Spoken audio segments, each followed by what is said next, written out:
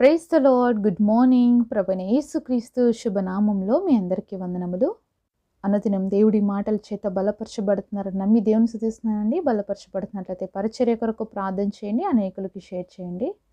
చిన్న ప్రార్థన చేసుకుందామా. పరిశుద్ధుడైన మా తండ్రి, నీ ఘనమైన శ్రేష్టమైన నామాన్ని బట్టి మీకు వందనాలు ప్రవ్వా.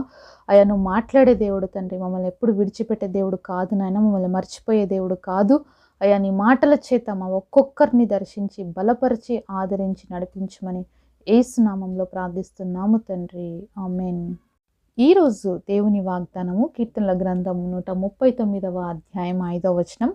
వెనకను ముందును నీవు నన్ను ఆవరించి ఉన్నావు, నీ చెయ్యి నా మీద ఉంచి ఉన్నావు. Psalms chapter 139 verse 5.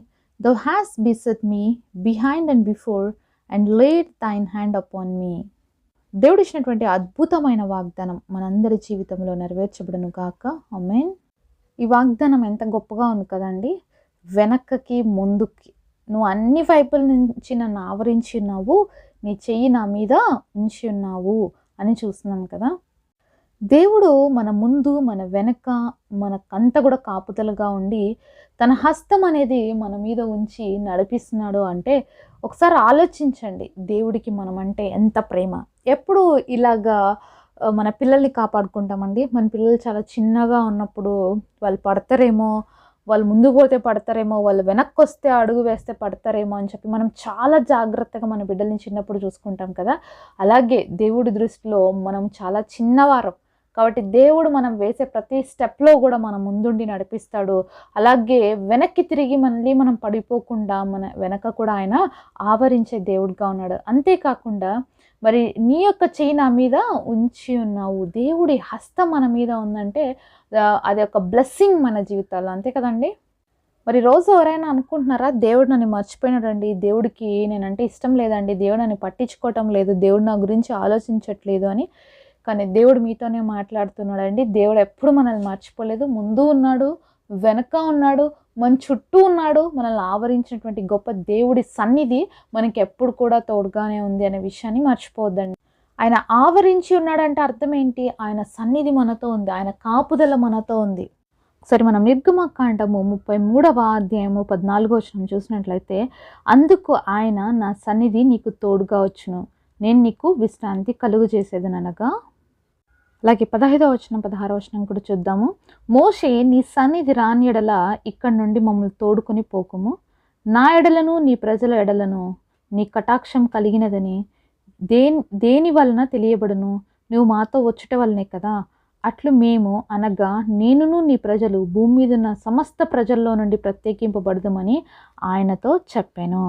ఇక్కడ దేవుని యొక్క సన్నిధి, దేవుని యొక్క ప్రసన్నత మనం చూస్తూ ఉన్నాము. దేవుడు అంటున్నాడు మోషేతో, మోషే నువ్వు బయలుదేరు, నా సన్నిధి నీకు తోడుగా వస్తుంది అని చెప్తున్నాడు అనమాట. అయితే మోషే ఇంకొకసారి మళ్ళీ దేవుడిని అంటున్నాడు, అయ్యా నీ సన్నిధి మాకు తోడుగా వస్తుందని ఎలా తెలుసుకోగలుగుతాం, నువ్వు మాతో పాటు వస్తేనే కదా మాకు తెలుస్తుంది అని చెప్పేసి దేవుడిని వేడుకుంటున్నాడు. ఇక్కడ నువ్వు మాతో వచ్చుట వల్లనే కదా అని అంటున్నాడు అనమాట. అయితే భూమి మీద ఉన్న సమస్త ప్రజల్లో నుండి మనల్ని దేవుడు ఏం చేశాడంట, ప్రత్యేకించినటువంటి దేవుడుగా ఉన్నాడు మన దేవుడు. ఎప్పుడు మనం ప్రత్యేకించబడతాము అంటే ఆయన సన్నిధి మనతో ఉన్నప్పుడు, ఆయన మనల్ని ముందు వెనక ఆవరించి ఉన్నప్పుడు, ఆయన ప్రసన్నత మనకు తోడుగా ఉన్నప్పుడు మనం ప్రత్యేకించబడిన జనాంగంగా ఉన్నామనే విషయం మనం తెలుసుకోవాలి. దేవుడి హస్తం మన మీద బలంగా ఉందండి.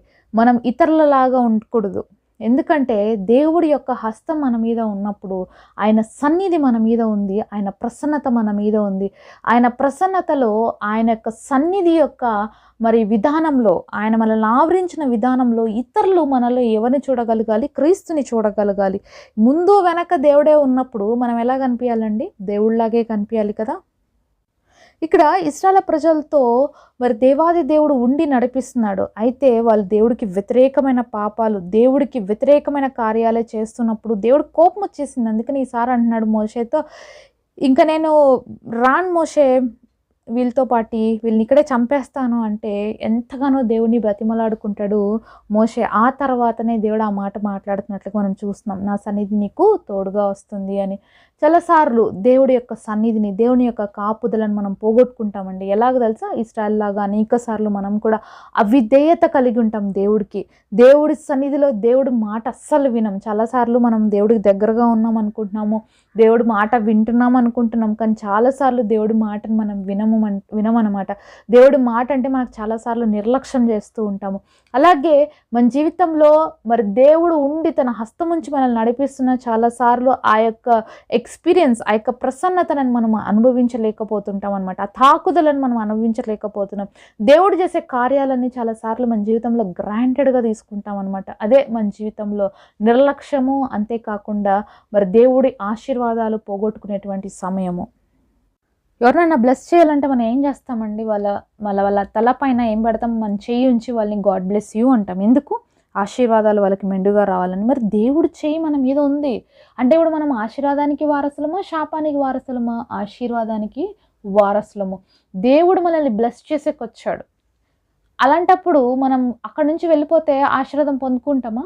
దేవుడి చేతిలో నుంచి దాటిపోతే మనం మరి పొందుకుంటాం ఆశీర్వాదాలు? లేదు కదా. దేవుడికి ఇష్టం లేనటువంటి కార్యాలు చేసి దేవుడికి అవిధేయులైనప్పుడు దేవుడి యొక్క ఆశీర్వాదాలు పొందుకుంటామా? పొందుకోలేము. కానీ చాలా సార్లు మనం అవిధేయులుగా ఉన్నా, మనం ఇంకా తప్పు మార్గంలో నడుస్తున్నప్పటికీ కూడా దేవుడి మహాకృపను బట్టి, కనికరాలను బట్టి ఇంకా మనల్ని క్షమిస్తూనే, ఇంకా మనల్ని ప్రేమిస్తూనే దేవుడు చాలాసార్లు మనల్ని బ్లెస్ చేస్తున్నాడండి. కానీ చాలాసార్లు గ్రాంటెడ్గా తీసుకోవడం వల్ల మన జీవితంలో పెరిగిపోయినటువంటి నిర్లక్ష్యతను బట్టి ఒకరోజు పతనావస్థకి మనం చేరిపోతాం.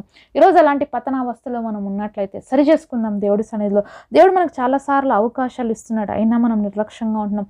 దేవుడు చాలాసార్లు మనతో మాట్లాడుతున్నాడు, అయినా కూడా మనం నిర్లక్ష్యంగా ఉంటున్నాం. నేను నీ ముందున్నాను, నీ వెనక ఉన్నాను, నా హస్తం నీ మీద ఉంది, నువ్వు జాగ్రత్తగా నడువు అని దేవుడు ఎన్నిసార్లు మనల్ని హెచ్చరిస్తున్నప్పటికీ కూడా చాలాసార్లు లోబడలేనటువంటి స్థితి మనలో కనిపిస్తూనే ఉంటుంది. దేవుడు ఇశ్రాయేలు ప్రజలను నడిపిస్తున్నప్పుడు పగలు మేఘస్తంభముగా, రాత్రి అగ్నిస్తంభముగా ఉంటూ నడిపించాడండి. మరి ఫరోరత సైన్యాలు ఎర్ర సముద్రం దగ్గరకు వచ్చినప్పుడు తరుముతూ ఉన్నప్పుడు మరి వారికి వీరికి దేవుడు మేఘాన్ని మధ్యలో ఉంచేసి వాళ్ళకి ఎప్పుడు చీకటి పెట్టి వీరికి మాత్రము మరి అగ్ని ప్రాకారాలు పెట్టి నడిపిస్తూ వచ్చాడు.